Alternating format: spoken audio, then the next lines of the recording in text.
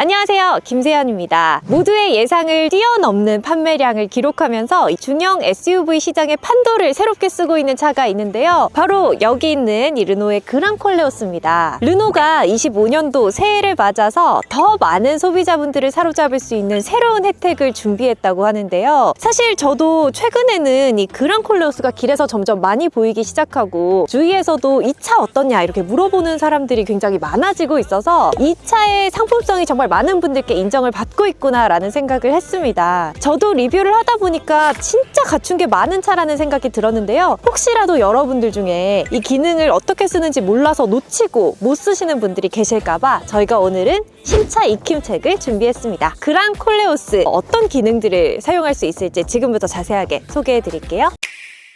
네, 일단 앞서서 제가 25년도에 르노가 새로운 혜택을 준비했다는 말씀을 드렸는데요. 그 내용부터 먼저 설명을 해드리겠습니다. 이 그랑콜레오스를 보시면 내부에 오픈할 파노라마 디스플레이가 있잖아요. 이 시원한 디스플레이를 운전석에서도 조수석에서도 모두 폭넓게 활용하실 수 있다는 게 굉장한 장점인데 이걸 제대로 활용하기 위해서 르노가 더 많은 혜택을 부여한다고 합니다. 사실 여러분, 이 조수석에서 뭐 OTT라든지 네이버라든지 유튜브라든지 스마트폰처럼 여기를 누리려면 데이터가 돼야 되잖아요. 일단 데이터 연결이 안 되는 시스템을 이용할 수 없다고 하면 여기 있는 디스플레이의 의미는 좀 낮아질 수 있습니다. 근데 원래는 르노 코리아가 이때까지 구매를 하신 24년도 고객분들께는 월에 20GB의 데이터를 제공해 드렸었어요. 근데 25년도부터는 아예 무제한으로 그 5G 데이터를 제공해 드린다고 합니다. 앞으로 차에서 무제한으로 데이터를 누리실 수 있다는 거고, 당연히 제약 없이 여기 있는 OTT나 또 어플들을 이용하실 수 있을 뿐만 아니라 또 연결을 하신다면 핫스팟으로 차에서 와이파이를 쓰실 수 있는 거예요. 사실 와이파이가 되는 차라는 걸 저는 누려본 적이 없어서 어떤 느낌일지 모르겠는데 굉장히 편하지 않을까요, 여러분? 와이파이가 되는 카페나 어떤 건물을 가야 되는 게 아니라 차에서 핫스팟을 사용하실 수가 있습니다. 자, 그럼 이런 데이터를 무제한으로 누릴 수 있는 오픈할 디스플레이 내에서 어떤 것들을 조작할 수 있는지 설명을 해드릴게요. 일단 안에서 어떤 탭으로 들어갔다 하더라도 곧바로 홈으로 돌아갈 수 있는 시스템이 편리하게 버튼으로 존재하고요. 제가 제일 좀 마음에 들었던 것부터 설명을 드리자면 약간 이렇게 위에서 아래로 내렸을 때 이건 진짜 스마트폰 같잖아요. 스마트폰처럼 곧바로 뭐 사운드나 밝기를 바로 직관적으로 조절하실 수가 있고, 앰비언트 라이트도 끄고 켜고를 간편하게, 트렁크를 여는 것도 간편하게, 또 웰컴 라이트 끄고 켜고, 헤드업 디스플레이 끄고 켜고,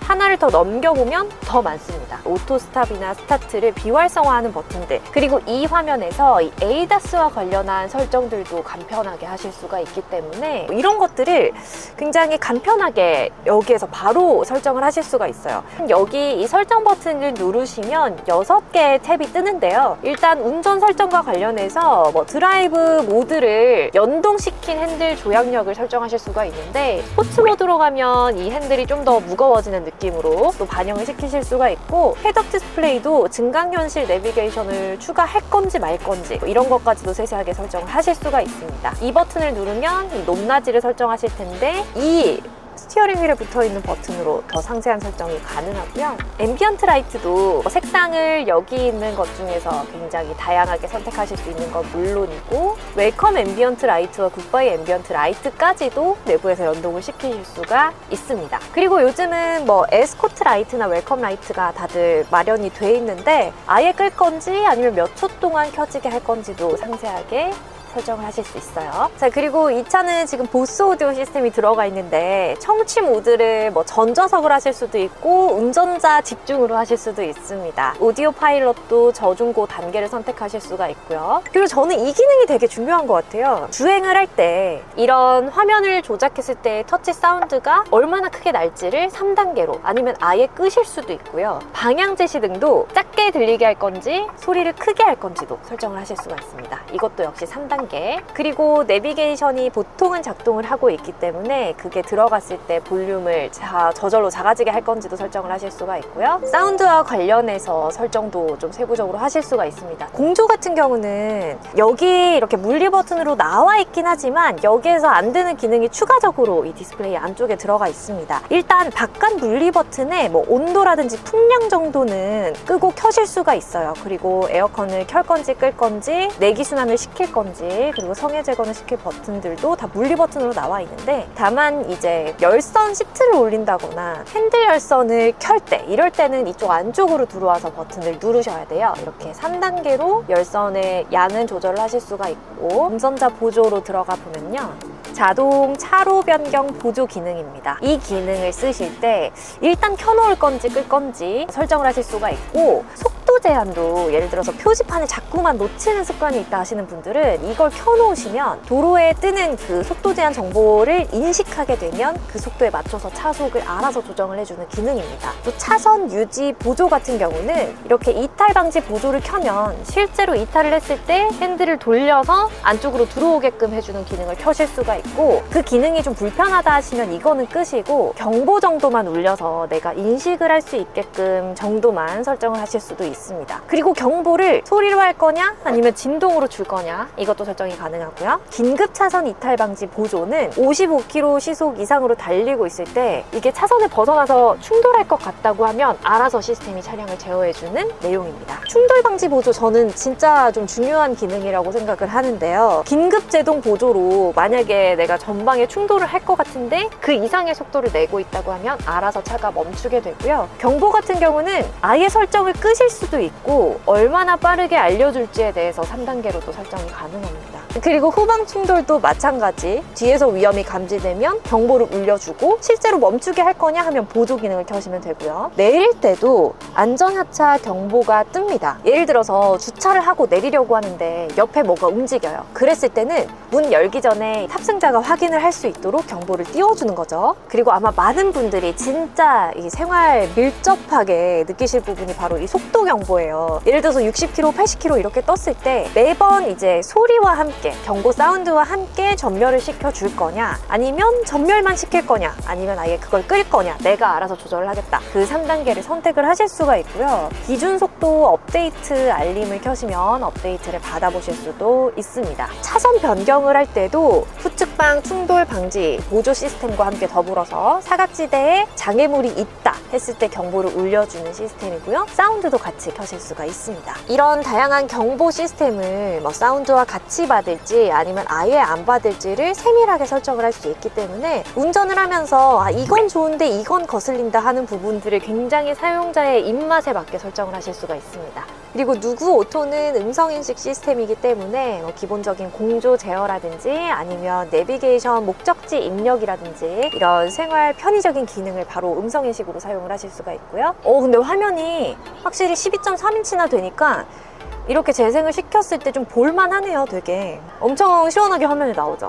사실 이거 그렇게 많이 쓰냐 라고 생각도 하시겠지만, 저는 어딘가 도착했을 때 어떤 날에는 시간 계산한 것보다 일찍 도착해서 한 20분 정도는 기다려야 될 때가 있잖아요. 그럴 때 그냥 차에서 시트 편하게 설정해 놓고 여기서 이렇게 유튜브나 어떤 볼거리를 틀어놓으면 시간도 금방 가고 꽤 괜찮지 않을까라는 생각을 합니다. 일단 데이터가 안 되니까 문제지, 이렇게 데이터를 연동해서 쓸 수가 있으면 이 안에서 무궁무진하게 시간을 보낼 수 있지 않을까요? 그리고 여러분 반드시 알고 계셔야 할 장점이 있습니다. 센터를 따로 방문하지 않아도 매번 새로운 버전으로 시스템이 업데이트가 되면 이 차에서 그냥 업데이트를 하실 수가 있어요. 무선으로 원격으로 업데이트가 가능하시기 때문에 새로운 버전이 나와서 또 새로운 기능이 추가됐다고 하면 새로운 기능도 그대로 누려보실 수가 있는 거고요. 저는 실제로 업데이트를 눌러서 해봤는데 30분 내외로 시간이 그렇게 오래 걸리지 않았어요. 그래서 매번 이제 새로운 버전을 설치를 하실 수가 있고, 설치를 하게 되면 뭐 인포테인먼트 시스템뿐만 아니라 내비게이션까지도 계속 업데이트가 되기 때문에 생활과 관련해서는 정말 편리하게 사용을 하실 수가 있다고 보시면 되겠습니다. 자, 여러분 이번에는 이 조수석에 있는 디스플레이 활용에 대해서 안내를 드릴게요. 사실 운전자랑 같이 타고 같이 뭔가 묶여 있는 거면 여기에 디스플레이가 있는 게 뭐가 의미가 있냐라고 생각하실 분들이 계실 것 같아요. 근데 이 르노 그랑콜레오스의 장점은 조수석에서 별도로 블루투스로 연결을 하면 오디오 시스템이라든지 이런 거를 운전석과 별개로 활용하실 수가 있다는 점입니다. 여기 화면을 보면 찾기도 굉장히 간편해요. 여기 블루투스 아이콘 같이 생긴 게 있어서 이걸 눌러보니까 바로 블루투스 헤드셋이라는 게 나오거든요. 지금 제가 목에 걸고 있는 이 기계가 곧바로 연결이 돼요. 자, 그러면 운전자분은 상관없이 저 혼자 이제 심심하지 않게 여기 있는 걸 한번 누려보겠습니다.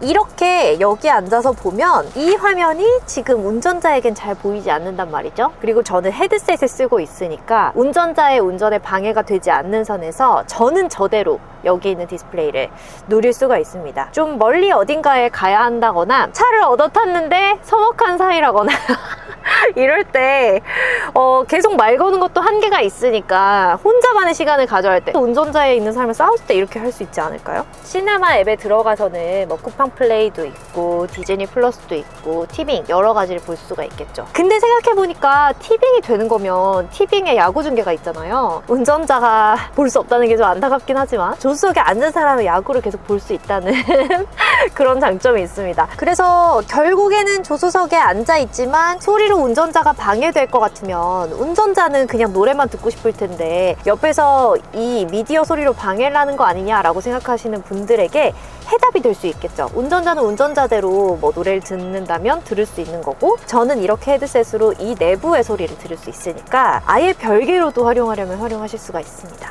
네, 이렇게 오픈할 파노라마 디스플레이와 관련한 설명을 드렸고요. 또 추가적으로 운전자분들이 알고 계시면 좋을 만한 정보에 대해서 또 말씀을 드릴게요. 일단 키에 대해서도 설명을 드릴 텐데 뭐 아시다시피 잠금 열림 버튼이고요. 길게 누르면 트렁크가 열리고 또 여기 있는 이 버튼은 원격 시동 버튼입니다. 길게 누르면 켜고 끄실 수가 있어서 간편하게 좀 미리 예열을 해놓고 싶다 하시는 분들은 이 버튼을 활용하시면 좋고요.